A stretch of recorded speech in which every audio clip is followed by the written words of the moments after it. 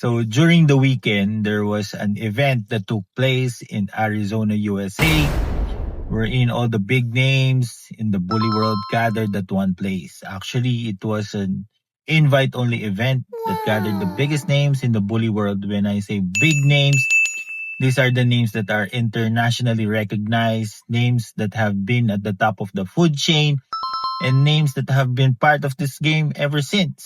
And this reminds me of the mafia convention that happened in the 50s, wherein all the mafia bosses gathered in one place to talk about business, but this one without the, if you know what I mean.